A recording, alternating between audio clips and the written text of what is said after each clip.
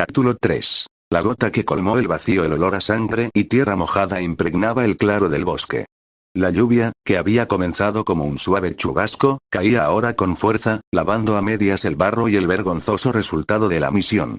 Naruto jadeaba, arrodillado en el fango, con un brazo inmovilizado contra su costado. No era una herida grave, pero sí dolorosa. Una dislocación del hombro al ser arrojado contra un árbol por uno de los mercenarios que habían emboscado su patrulla. A su alrededor, el resto del equipo 15 parecía más enfadado que herido.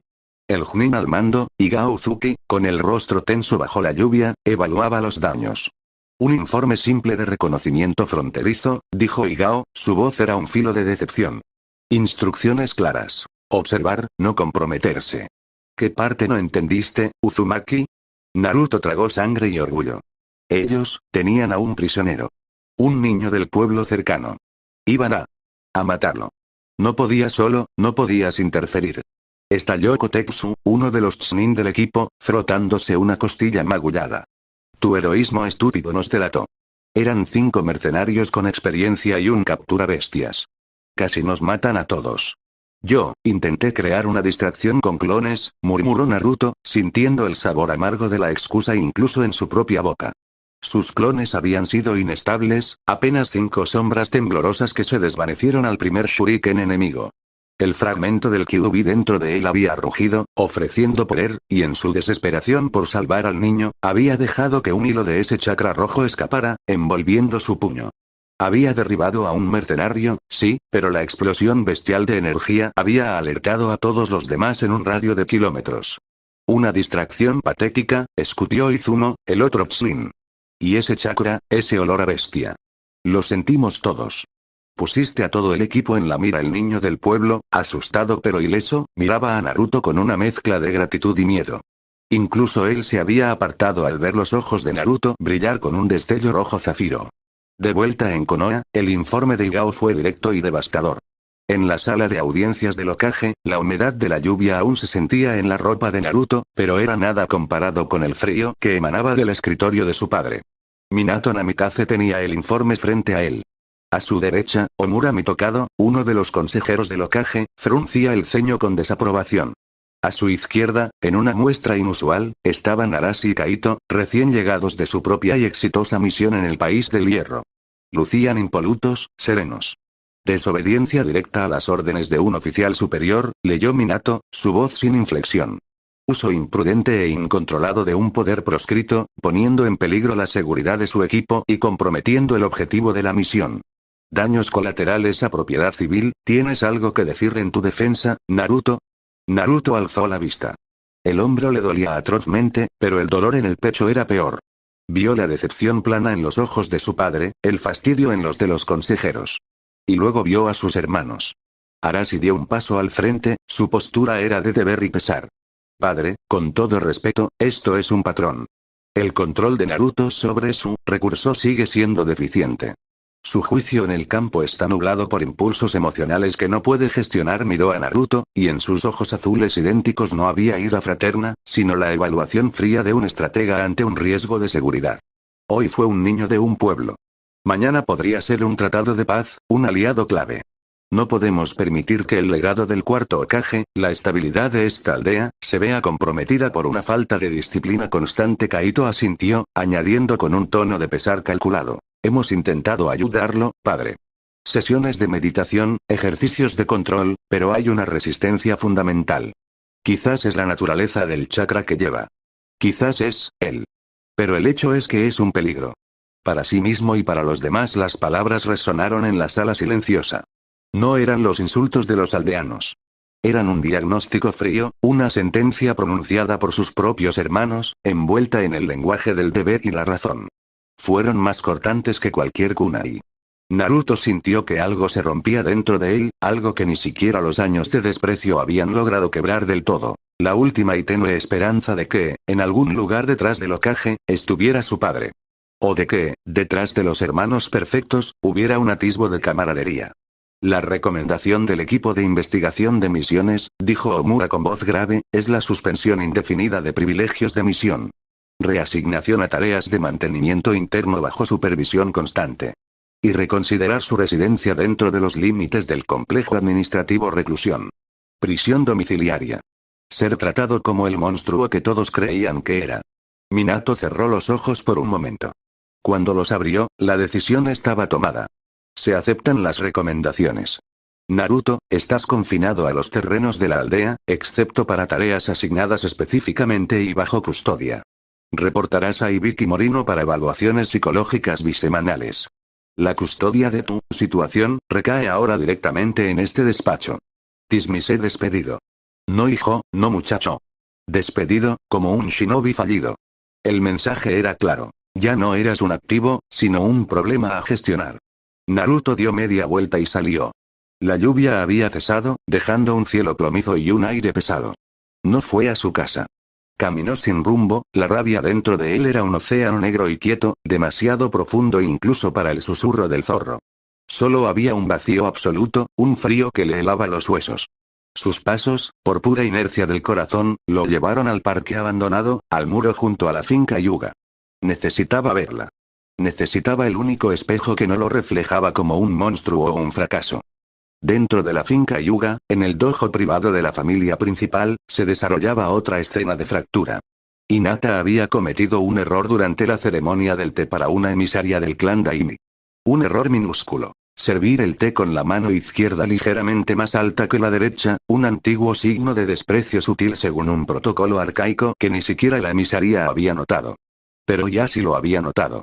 Ahora, en el dojo vacío, bajo la luz pálida de las lámparas de papel, él no gritaba. Su furia era más silenciosa y, por tanto, más aterradora. Tu falta de atención no es solo una falta personal, Hinata, decía Yashi, su Byakugan activo, brillando con una luz fantasmal. Es un insulto directo a siglos de tradición. Demuestra que, en el fondo, careces del respeto fundamental requerido para llevar el nombre Yuga.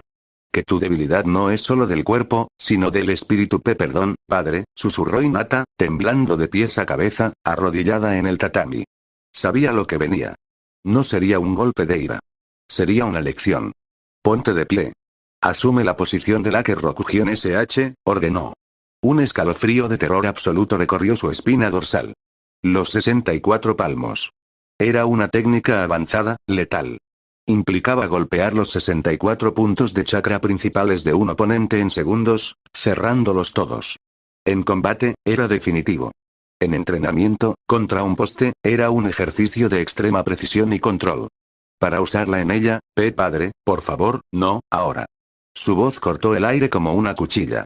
Con lágrimas nublándole la visión, Hinata se puso de pie y adoptó la posición inicial. Yashi se movió. No fue un ataque rápido, sino deliberado, preciso, pedagógico. Su mano, brillando con el tenue resplandor del chakra, se estrelló contra el primer punto de chakra en su hombro. El dolor fue agudo y eléctrico. Un hormigueo insoportable seguido de un entumecimiento. Su brazo derecho colgó, inútil. Golpe 2. En el costado. El aire escapó de sus pulmones. Golpe 3 en el muslo. Su pierna cedió y cayó de rodillas. Yashi continuó, implacable. Cada golpe era un rayo de dolor perfectamente colocado, cerrando un punto de chakra, apagando una parte de su red de energía vital. No era para matar. Era para demostrar. Para mostrarle, célula por célula, lo que era la verdadera debilidad. La imposibilidad de defenderse, de moverse, de existir como shinobi. Para el golpe 12, Hinata ya estaba postrada en el tatami, jadeando, llorando en silencio, su cuerpo un mapa de dolor insoportable y entumecimiento creciente. Su chakra, su fuerza vital, se retiraba como la marea, dejándola vacía, quebrada, anulada. Yashi se detuvo, respirando apenas acelerado. La miró, un fardo tembloroso en el suelo. Este es el resultado de la imperfección, Hinata. Este vacío. Así es como el clan ve tu rendimiento. Un vacío. Una nada. Medita sobre ello. Cuando puedas moverte, limpia el dojo. Cada centímetro él salió, dejándola sola en la penumbra, con el dolor como única compañía. No supo cuánto tiempo pasó. El sentimiento regresaba lentamente, en oleadas de alfileres y agujas. Con un esfuerzo sobrehumano, logró arrastrarse hacia la puerta corrediza que daba al jardín de meditación. Necesitaba aire. Necesitaba el cielo. Necesitaba, el parque. Con dedos temblorosos, abrió la puerta y se dejó caer en el banco de piedra, bajo la luna creciente que asomaba entre las nubes. El dolor era tan vasto que ya no lloraba. Solo respiraba, cada inhalación una agonía. Fue entonces cuando él la vio. Naruto, desde su columpio, había estado mirando al vacío, su propio mundo hecho añicos. El movimiento en el jardín atrajo su mirada. Vio la figura caer, la postura deshecha, el temblor incontrolable incluso a la distancia. Y luego, bajo la fría luz de la luna, vio algo más. Los tenues pero inconfundibles brillos azulados en su piel, los puntos cerrados por el Hiken, marcados como constelaciones de dolor. Una rabia diferente nació en él. No la rabia amplia y difusa por su suerte, sino una rabia afilada, específica, protectora. Una rabia que quemó el vacío que lo consumía. Sin pensarlo, saltó el muro. No con gracia, sino con determinación bruta, cayendo torpemente en el jardín de grava perfecta. Sus pasos hicieron crujir la piedra mientras se acercaba. Hinata alzó la vista, sus ojos blancos velados por el dolor y la sorpresa. Naruto-kun, no debes, aquí, él se detuvo frente a ella.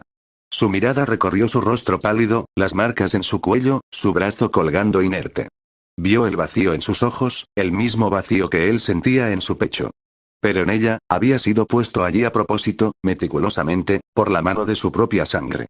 Todas las palabras, todas las quejas, toda la amargura acumulada durante años, se condensaron en ese momento. No hubo discurso dramático. No hubo maldiciones a los Hyuga o a Konoha. Solo la cruda verdad del instante. Extendió su mano. No era la mano temblorosa de un niño asustado. Era la mano callosa de alguien que había decidido algo. No hay nada para nosotros aquí, dijo, su voz era áspera por el desuso y la emoción contenida, pero clara como el cristal bajo la luna. Solo más dolor. ¿Vienes? Hinata miró su mano. Luego miró sus ojos.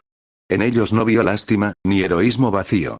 Vio el mismo abismo que había dentro de ella, pero también vio una chispa de fuego decidido, una voluntad de moverse, de actuar, por primera vez.